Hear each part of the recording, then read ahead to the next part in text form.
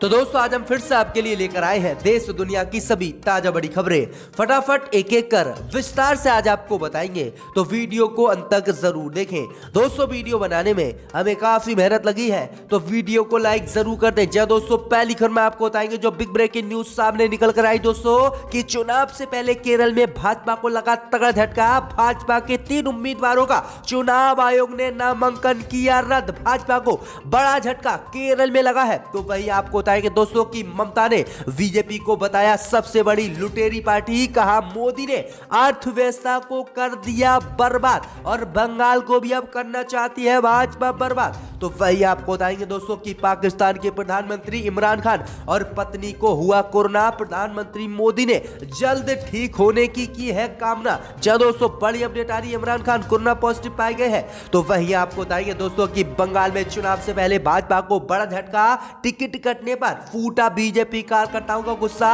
Party दफ्तर में मचाई भाजपा कार्यकर्ताओं ने तोड़फोड़। कई बीजेपी नेताओं को भी बंगाल में बीजेपी कार्यकर्ताओं ने पीटा है। बुरी तरह से फंस गई है बंगाल में भाजपा। तो वहीं आपको बताएंगे दोस्तों कि अयोध्या में बाबरी मस्जिद का नया डिजाइन हुआ जारी। अगले महीने से अयोध्या में मस्जिद का निर्माण कार्य होगा शुरू। तो वहीं आपको बताएंगे दोस्तों कि कृषि कानून को लेकर हरियाणा से भाजपा को लगा तगड़ा झटका। किसानों ने किया ऐलान, किसी भी भाजपा और जजपा मंत्री को नहीं देंगे गांव में घुसने जब तक कृषि कानून नहीं होंगे रद्द। जहां दोस्तों गांव में प्रवेश पर प्रतिबंध किसानों ने लगा दिया है। तो सभी खबरों को आपको बताएंगे दोस्तों, वीडियो को दिल से लाइक कर दें। इसी बीच बता दोस्तों पहली खबर की ओर, तो केरल में बीजेपी को बड़ा झटका। 3 सीटों पर बीजेपी उम्मीदवारों के नामांकन हुए रद्द। जहां दोस्तों आपको बता दें बड़ी खबर सामने निकल कर आई दोस्तों कि केरल में विधानसभा चुनाव से पहले भाजपा को बड़ा झटका लगा है। भाजपा के 3 उम्मीदवारों का नामांकन चुनाव आयोग ने रद्द कर दिया है, जिसके बाद भाजपा बुरी तरह से केरल में बौखलाए हुए है। दरअसल आपको बता दें कि केरल में भाजपा के नेतृत्व वाले एनडीए को बड़ा झटका आज चुनाव आयोग ने दिया है। 6 अप्रैल को होने वाले विधानसभा चुनाव के लिए थालासेरी, गुरुवायूर और देवीकुलम निर्वाचन क्षेत्र के भाजपा के उम्मीदवारों का नामांकन चुनाव आयोग ने खारिज कर दिया है। प्रदेश की 2 विधानसभा सीटों पर भाजपा के उम्मीदवार और 1 सीट पर भाजपा के सहयोगी पार्टी अन्नाद्रमुक के उम्मीदवार का नामांकन चुनाव आयोग ने रद्द कर दिया है। चुनाव आयोग ने नामांकन को रद्द करते हुए वजह बताई है कि भाजपा उम्मीदवारों ने पूरी जानकारी नहीं दी थी और अपने पूरे डॉक्यूमेंट भी चुनाव आयोग को जमा नहीं करे थे। इसी को लेकर चुनाव आयोग ने मतदान से पहले ही भाजपा को झटका देते हुए 3 उम्मीदवारों का नामांकन रद्द कर दिया है, जिसके बाद भाजपा को यह बड़ा झटका केरल में चुनाव से पहले चुनाव आयोग ने दिया है। इसी बीच बता दोस्तों अगली खबर की ओर, तो ममता बनर्जी ने भाजपा को बताया लुटेरी पार्टी। कहा मोदी ने अर्थव्यवस्था को कर दिया बर्बाद। जहां दोस्तों आपको बता दें कि पश्चिम बंगाल की मुख्यमंत्री ममता बनर्जी ने भाजपा पर बड़ा हमला बोलते हुए भाजपा को दुनिया की सबसे बड़ी लुटेरी पार्टी बताया है और कहा है कि उसे राज्य में कभी भी सत्ता में आने नहीं देंगे। ममता बनर्जी ने कहा है कि अगर कोई आम आदमी 500 रुपये चुराता है तो उसे तोलाबाज कहा जाता है, लेकिन भाजपा ने करोड़ों रुपए देश में चुराए हैं तो भाजपा को क्या कहा जाएगा। वहीं आपको बता दें कि पूर्वी मिदनापुर जिले के हल्दिया में एक चुनावी रैली को संबोधित करते हुए ममता बनर्जी ने भाजपा पार्टी पर दंगों की साजिश रचने और लोगों की हत्या करवाने तथा दलित लड़कियों को प्रताड़ित करने का भी आरोप लगाया है। ममता बनर्जी ने कहा कि प्रधानमंत्री नरेंद्र मोदी नोटबंदी से लेकर बैंक बंदी तक देश की अर्थव्यवस्था को बर्बाद कर दिया है और वे जल्दी हल्दिया बंदरगाह बेचने के लिए भी कहेंगे। आगे ममता ने कहा कि भाजपा दुनिया में सबसे बड़ी तोलाबाज है। देखिए पीएम केयर फंड के तहत उसने कितना पैसा इकट्ठा किया, लेकिन किसी को भी 1 रुपया नहीं दिया और सब रुपया भाजपा पीएम केयर फंड का खा गई। तो ये गंभीर आरोप ममता बनर्जी ने भाजपा पर लगाए हैं और बड़े हमले आज भाजपा पर ममता बनर्जी ने बोले हैं। इसी बीच बता दोस्तों अगली खबर की ओर, तो पाकिस्तान के प्रधानमंत्री इमरान खान और उनकी पत्नी को हुआ कोरोना। प्रधानमंत्री मोदी ने जल्द स्वस्थ होने की कामना। जय दोस्तों आपको बता दें कि पाकिस्तान के प्रधानमंत्री इमरान खान कोरोना संक्रमित पाए गए हैं। उन्होंने 2 दिन पहले ही चीन की कोरोना वैक्सीन लगवाई थी। फिलहाल वह होम आइसोलेशन में चले गए हैं। प्रधानमंत्री इमरान खान के विशेष सहायक ने उनके संक्रमित होने की ट्वीट कर जानकारी दी है। भारत के प्रधानमंत्री नरेंद्र मोदी ने उन्हें जल्द स्वस्थ होने की कामना की है। वहीं अब पाकिस्तान से आ रही मीडिया रिपोर्ट के मुताबिक प्रधानमंत्री इमरान खान की पत्नी बुशरा बीबी भी कोरोना संक्रमित पाई गई है। वहीं आपको बता दें कि 18 मार्च को इमरान खान ने चीन की बनी हुई कोरोना वैक्सीन की खुराक ली थी, लेकिन अब 2 दिन बाद ही प्रधानमंत्री इमरान खान कोरोना संक्रमित पाकिस्तान में पाए गए हैं। इसी बीच बढ़ते दोस्तों अगली खबर की ओर, तो राहुल गांधी ने कृषि कानून को लेकर किया ऐलान। कहा 56 इंच छोड़ो, नहीं हटेंगे एक भी इंच पीछे। कृषि कानून भाजपा को लेने होंगे वापस। जी दोस्तों, आपको बता दें ये बड़ी खबर सामने निकल कर आई दोस्तों कि पिछले 3 महीने से भी अधिक समय से देश भर के किसान दिल्ली की सीमाओं पर मोदी सरकार के नए कृषि कानून का विरोध कर रहे हैं, लेकिन मोदी सरकार कृषि कानून वापस लेने को तैयार नहीं है। इस बीच आज राहुल गांधी ने कृषि कानून को लेकर बड़ा ऐलान किया है। राहुल गांधी ने कहा है कि हम 56 इंच छोड़ो 1 इंच भी कृषि कानून को लेकर पीछे नहीं हटेंगे और मोदी सरकार को 3 कृषि कानून वापस लेने ही होंगे। राहुल गांधी ने कहा है कि मोदी सरकार जो नए 3 कृषि कानून लेकर आई है, ये देश को और किसानों को बेचने वाले कानून है।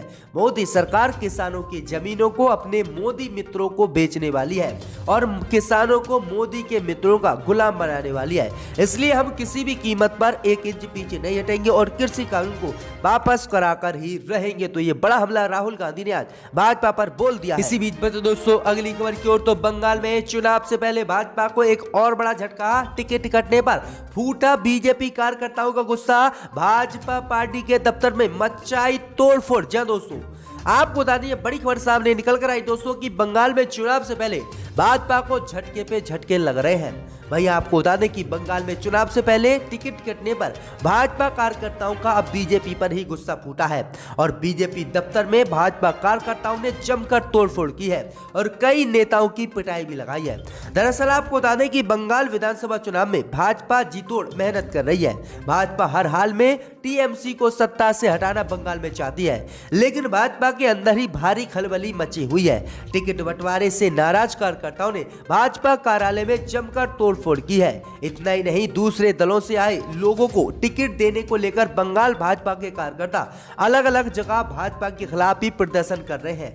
बंगाल में मालदा से अपने मनपसंद उम्मीदवारों को टिकट न मिलने से नाराज भाजपा कार्यकर्ताओं ने पार्टी ऑफिस में जमकर तोड़फोड़ की है। नाराज कार्यकर्ताओं ने भाजपा कार्यालय में लगे पोस्टर, टेबल, कुर्सियों को भी क्षति पहुंचाई है और इन्हें बुरी तरह से तोड़ दिया है। इस दौरान कार्यकर्ताओं ने पार्टी नेतृत्व के खिलाफ जमकर नारेबाजी की है। मालदा की हरीशचंद्रपुर सीट से मतीउर रहमान को टिकट दिया गया है, जबकि ओल्डी मालदा सीट से गोपाल साहू को उम्मीदवार बनाया गया है, लेकिन स्थानीय कार्यकर्ताओं ने दोनों उम्मीदवारों का विरोध किया है और भाजपा के खिलाफ ही अब बंगाल में भाजपा कार्यकर्ता विरोध करने लगे हैं। तो ये बड़ा झटका भाजपा को बंगाल में लगा है। इसी बीच दोस्तों अगली खबर की ओर, तो अयोध्या में बाबरी मस्जिद का डिजाइन हुआ तैयार, जल्द होगी नींव की भराई। जय दोस्तों, आपको बता दें बड़ी खबर सामने निकल कर आई दोस्तों कि अयोध्या में राम मंदिर की नींव का भराई का काम शुरू हो गया है। वहीं आपको बता दें कि मस्जिद के नक्शे को लेकर अयोध्या में बन रही मस्जिद का निर्माण कार्य अभी रुका हुआ है।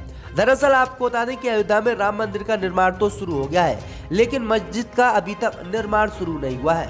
भैया आपको बता दें कि मस्जिद का जो पहले नक्शा जारी किया गया था, वह नक्शा मुस्लिम उलमाओं ने फेल कर दिया था, जिसके बाद अब दूसरा नक्शा मस्जिद का जारी हुआ है। भाई आपको बता दें कि दूसरा नक्शा आज मस्जिद का जारी हुआ है, जिसके बाद मस्जिद के नक्शे को पास होने के लिए अभी समय लगेगा और अयोध्या में बन रही मस्जिद का डिजाइन तैयार हो गया है और जल्द ही इस मस्जिद के निर्माण का कार्य भी शुरू कर दिया जाएगा। भाई आपको बता दें कि उम्मीद जताई जा रही कि अगले महीने से मस्जिद को बनाने का काम अयोध्या में शुरू हो जाएगा, क्योंकि आपको बता दें कि पिछले काफी समय से राम मंदिर का निर्माण शुरू है और राम मंदिर लगातार बनता जा रहा है। लेकिन अयोध्या में बन रही मस्जिद की अभी तक नींव नहीं खुली है, क्योंकि आपको बता दें कि जो मस्जिद का नक्शा जारी हुआ था वह नक्शा उलमाओं ने फेल कर दिया था, इसलिए दूसरा नक्शा आज जारी हुआ है और अब जल्द ही मस्जिद का निर्माण भी अगले महीने से अयोध्या में शुरू हो जाएगा। इसी बीच पर तो दोस्तों अगली खबर की ओर, तो सर्वे में हुआ खुलासा, 2022 में बीजेपी को लगेगा बड़ा झटका, हाथ से जाएंगे उत्तराखंड और पंजाब। जी दोस्तों, आपको बता दें बड़ी खबर सामने निकल कर आई दोस्तों कि अगले साल 2022 में उत्तर प्रदेश, उत्तराखंड, गोवा, पंजाब, हिमाचल प्रदेश और मणिपुर में विधानसभा चुनाव होने हैं। इनमें से 4 राज्यों में भाजपा की सरकार है और बीजेपी के लिए इन चारों राज्यों में अपनी सरकार को बचाना चुनौतीपूर्ण है। आपको बता दें कि अभी बीजेपी ने पश्चिम बंगाल विधानसभा चुनाव में अपनी पूरी ताकत झोंक दी है।